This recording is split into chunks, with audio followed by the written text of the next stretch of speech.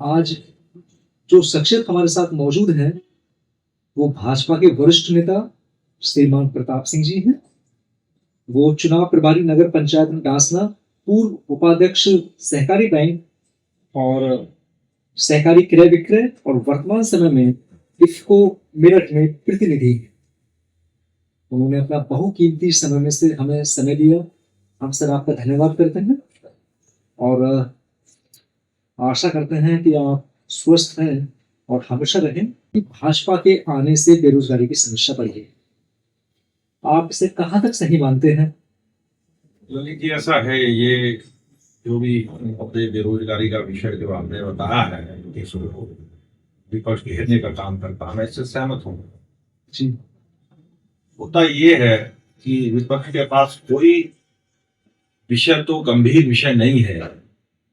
वो हमेशा बेरोजगारी पर अन्य इधर उधर घेरने की कोशिश करता है, जबकि इससे प्रभावित होता तो जनमानस प्रभावित होता है। जनमानस में कहीं ये मुद्दा नहीं, और इसलिए भी नहीं है, माननीय प्रधानमंत्री जी ने इसको बहुत गंभीरता से लिया है और गंभीरता से लेने के साथ ही तमाम योजनाएं चलाने का काम करा है, लोगों को लाभान्वित करने का काम करा है।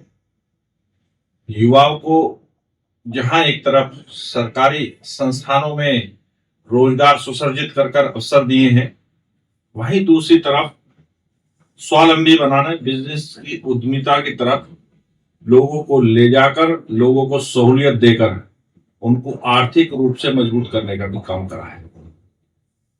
प्रधानमंत्री मुद्रा योजना में 10 लाख तक का ऋण प्रधानमंत्री जी इस योजना में दे रहे हैं। अनेकों योजनाएं, ट्रेनिंग्स, प्रोग्राम चल रहे हैं जो उद्यमिता की तरफ कैसे बढ़ें, कैसे उसको संकित होकर उस पर काम करें, ये सारी योजनाएं चल रही हैं। प्रदेश में उसी तरह की चल रही हैं। प्रधानमंत्री जी ने भी अनेकों योजनाएं निकाली हैं। इसी तरह से उत्तर प्रदेश में मुख्यमंत्री जी ने मुख्यमंत्री स्वरोजगार योजना निकाली है, जिसमें 25 लाख तक का ऋण अपने बिजनेस को, अपने व्यापार को शुरू करने के लिए दिया जाना है और दिया जा रहा है, जिसमें 25% तक की सब्सिडी भी है। ये भी मैं बता दूं। तो ये सारे काम इस तरह के हैं कि हमारे जो बेरोजगार भाई बहन हैं उनको किस तरह से रोजगार से जोड़ा जाए, चाहे वो नौकरियों के माध्यम से हो, चाहे वो रोजगार अपना बिजनेस करना चाहे उसके माध्यम से हो, तो उसको सरकार, केंद्र की सरकार और प्रदेश की सरकार मदद कर रही है। सिर्फ ये विपक्षी पार्टियों का चुनावी एजेंडा है। इसको बार बार लोगों को गुमराह करते हैं, देश की जनता को गुमराह करने का काम करते हैं। यही कर रहे हैं और लोग समझ चुके हैं, लोग सब जानते हैं। आजकल तकनीकी युग है। नए हमारे जितने भाई बहन हैं जो रोजगार के लिए इच्छुक है, सारी योजनाएं पोर्टल पे हैं। प्रधानमंत्री और माननीय मुख्यमंत्री जी का सरकार का पोर्टल है, उस पर सब देखा जा सकता है, क्या क्या योजनाएं चल रही हैं, सरकार कहाँ कहाँ प्रयास कर रही है, सब देखा जा सकता है। तो इनकी ये चलने वाली है नहीं, ये सिर्फ चुनावी एजेंडा है। ये बोलते रहेंगे कुछ ना कुछ, सरकार को और देश के नागरिकों को एक भ्रम में डालने का काम करते हैं। कि उन्होंने अपने शासन में ही राम मंदिर को बनवाया, उन्होंने शिक्षण संस्थान क्यों नहीं बनवाए? आप इससे कहां तक सहमत हो? जहां तक राम मंदिर का विषय है, अब मुझे नहीं लगता कि संकुचित सोच के हैं क्या राम को झुठलाया जा सकता है। नहीं, ये आस्था का विषय है। हमारे देश में राम पैदा हुए हैं, राम राज्य की लोग कल्पना करते हैं, तो क्या राम थे नहीं और राम राज्य की कल्पना कहां से आ गई? राम मंदिर के लिए जहां राम जन्मभूमि है, वहीं रामलला का आप भव्य राम मंदिर बना हुआ है। लोग उसके विदेशों तक, पूरी दुनिया से लोग आ रहे हैं, प्रशंसा कर रहे हैं, अद्भुत उसकी अपने देशों में जाकर बढ़ाइयां कर रहे हैं, और यहीं के लोग उसका विरोध कर रहे हैं। ठीक है, मैं मानता हूं संस्थान होने चाहिए और हो रहे हैं, उस तरफ भी उत्तर प्रदेश सरकार, देश की सरकार गंभीर है, संस्थानों को बनाने का काम कर रही है, चाहे वो मेडिकल कॉलेज हो, चाहे वो इंजीनियरिंग कॉलेज हो, चाहे अन्य इंस्टीट्यूशन हो, उसको लगातार उसमें बढ़ोतरी हो रही है।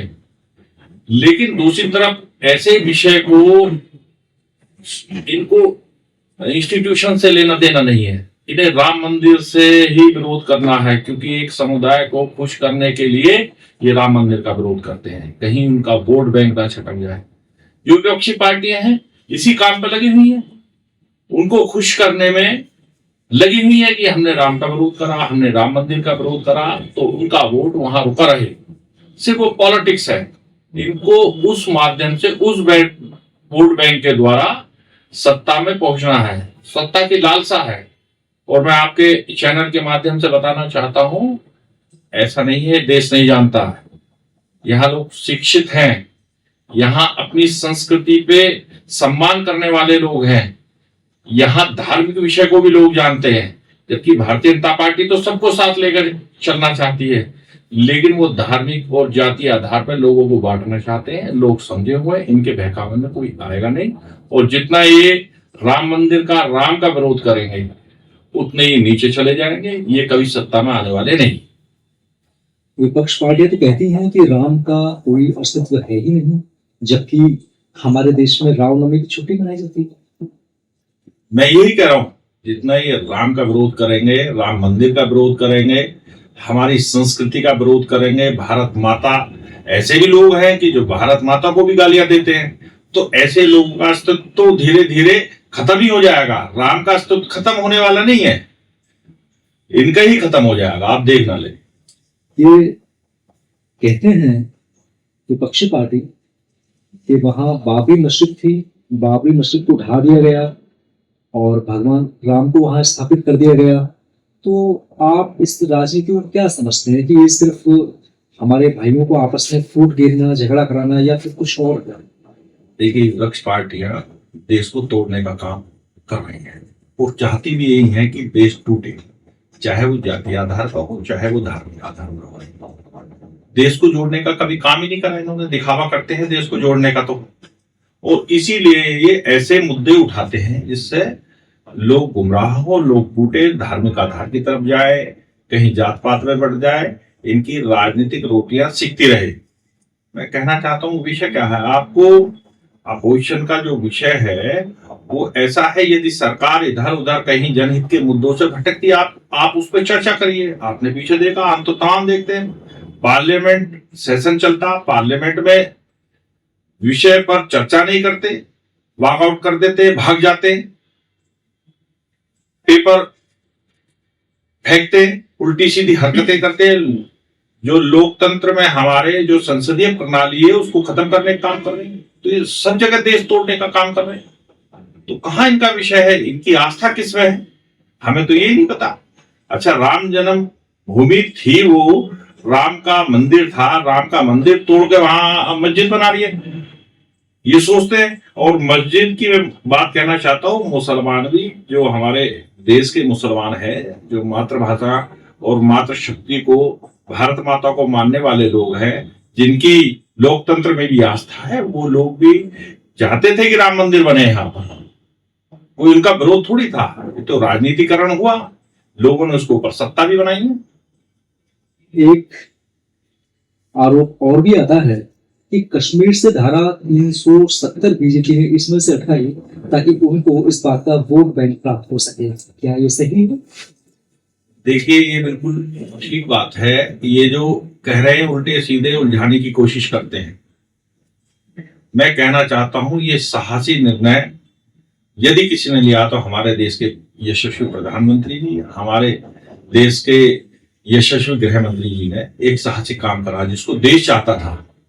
कश्मीर अभिन्न अंग है भारत का, और इस देश में ही एक देश दो कानून चल रहे हैं। इस देश में आज एक देश एक कानून है। तो ये तोड़ने की बात करते हैं, हम जोड़ने की बात करते हैं। भारतीय जनता पार्टी जोड़ने की बात कर रही है, उनके नेताओं ने करके दिखाया है। तो मैं नहीं कहना चाहता, इस चर्चा पे लोग बेहद खुश हैं। लोग चाहते हैं कि कश्मीर देश का हिस्सा बना रहे, देश के संविधान के अनुसार कश्मीर चले, वहां लोग रहें। ये तो चाहते हैं अलग झंडा हो कश्मीर का। अब ऐसा थोड़ी हो जाएगा, लोगों ने स्वागत करा, इनसे को होता नहीं है। देश बिल्कुल इस निर्णय के साथ है। समाजवादी पार्टी में जौनपुर के एक पूर्व नेता रहे हैं अरशद खान, जंतर मंतर पर वो अभी धरना प्रदर्शन देते हैं। उनका कहना है कि हमारे देश की जनसंख्या बहुत ज्यादा है और सुप्रीम कोर्ट एक से अधिक होने चाहिए। क्या आप इस बात से सहमत हैं? देखिए, मुझे पता नहीं है अरशद समाजवादी पार्टी के हैं, वो उनकी मंशा क्या रही, लेकिन मुझे लगता है कि उन पर भी पूरी तरह असर है। वो भी उसी अभियान में लगे हैं कि देश को तोड़ो। हमारे यहाँ सुप्रीम कोर्ट है, कल को ये दूसरी बातें भी करेंगे कि भाई यहाँ प्रधानमंत्री दो बना दीजिए, इसके इतने हिस्से कर दीजिए। ये सब तोड़ की राजनीति है जिसपे ये अपने एजेंडा को आगे लेकर चल रहे हैं। इनका कोई भरोसा नहीं है कि ये क्या कहने लगे, और देश को सिर्फ गुमराह करने का कोशिश करते हैं, जबकि देश होने वाला नहीं है। देश के लोग सब जानते हैं जो हमारे संविधान में व्यवस्था है, जो हमारे न्यायपालिका की व्यवस्था है, वो सुचारू रूप से चल रही है। मैं चाहता हूं, मैं भी ये चाहता हूं कि भाई सुलभ, सस्ता और जल्दी न्याय मिलना चाहिए, लेकिन उसका ये नहीं है कि इसको तोड़ दो, इसको जोड़ दो, इसके 4 टुकड़े कर दो, इसको 6 बना दो। इस तरह का काम नहीं होना चाहिए। विपक्ष पार्टी ने हमारे संसद भवन में एक मुद्दा उठाया, वंदे मातरम। सर, हमारे सभी साथियों को बताइए कि ये क्या मुद्दा था और इसे उठाने के पीछे क्या रीजन हो सकता है, क्योंकि वंदे मातरम तो हम सभी का राष्ट्रगीत है, सभी का राष्ट्रीय है, जो कि हम सभी भारतीय अपने गर्व के साथ गाते हैं और गाना भी चाहिए। सर, अपने विचार हमारी जनता के सामने रखें। देखिए, ऐसा है कि इसका 1875 में इस गीत को गाया था और इसकी शुरुआत हुई थी। 1950 में ये राष्ट्रगीत बना हुआ, और सिर्फ इसका यही नहीं था कि ये मात्र गीत था। जो स्वतंत्रता संग्राम हमारा चला, जो हमारी आजादी की लड़ाई थी, उस दौरान ये गाया गया था, बनाया गया था, और अपने लोगों में जोश भरने के लिए कि मातृभूमि का वंदन हम कैसे करें। हे मातृभूमि, हम तुम्हारा वंदन करते हैं। और लोग उसको, ये हमारा मात्र गीत नहीं है, हमारी आत्मा है, हमारे देश की, हमारे देश का सम्मान है। उन हमारे जो आजादी में शहीद हुए हैं, जिन्होंने अपनी कुर्बानी दी है इस लड़ाई में, आजादी की लड़ाई में, उनका सम्मान है, उनके सम्मान का प्रतीक है अपने आप को समर्पण करना मातृभूमि के लिए। इसका ये लक्ष्य है। अब जो लोग इसका विरोध कर रहे हैं, आप मानिए क्या वो देशद्रोही की श्रेणी में नहीं आते हैं? पूरी तरह उनको आना चाहिए, उन पर मुकदमा चलना चाहिए, इस पर बहस ही नहीं होनी चाहिए। इस पे तो सीधा यदि कोई विरोध करता है, ऐसे भी मैंने देखे जो वंदे मातरम नहीं कहते, जबकि वंदे मातरम हमारे सम्मान का प्रतीक है। देश में इसके गाने गाए जाते हैं, नारे लगाए जाते हैं। जैसे ये गाना शुरू होता, गीत शुरू होता, लोगों की भुजाएं भड़कनी शुरू हो जाती हैं, अपने गर्व होता। हमारे जो शहीद हुए हैं उनको नमन करते हैं लोग। पता नहीं किस तरह के सोच है, राजनीति कर रहे हैं, ये क्षेत्रों में जाते हैं। ऐसे आदमी को तो भगा देना चाहिए। इनको क्या अधिकार है? ये देश में रहने तक का अधिकार नहीं होना चाहिए इन लोगों को। हमारे देश में एक बीमारी बहुत तेजी से पनप रही है।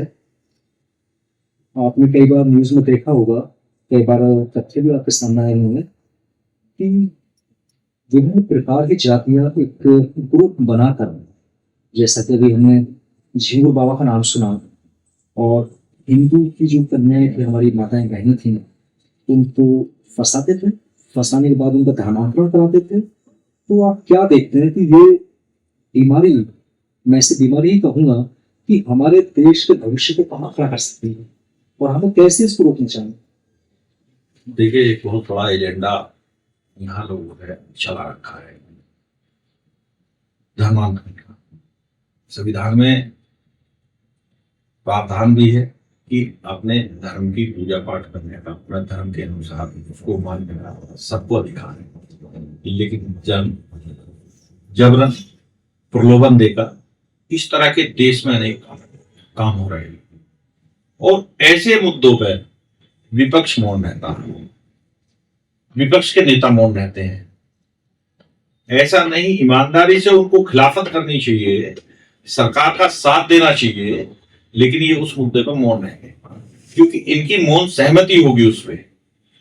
इतना बड़ा आए दिन आप भी देखते होंगे, सुनते हैं सभी जगह, कहीं देश में कहीं हो रहा, कहीं प्रदेशों में हो रहा, कहीं लोग लगे हुए हैं लोगों को, हमारे जो आर्थिक रूप से गरीब लोग हैं, परिवार है, उनको प्रलोभन देकर उनको धर्म से हटाया जाता, उनको अपने धर्मों में जोड़ने का काम लगे, एक गैंग लगा हुआ, ग्रोह लगे हुए हैं और उसको संरक्षण है लोगों का, राजनीतिक लोगों का संरक्षण है। सरकार कार्रवाई कर रही है, ऐसे तमाम लोगों की सरकार कार्रवाई करती है और विपक्ष के लोग उनका समर्थन करते हैं, कहते हैं इनके साथ नाजायज हो रहा है।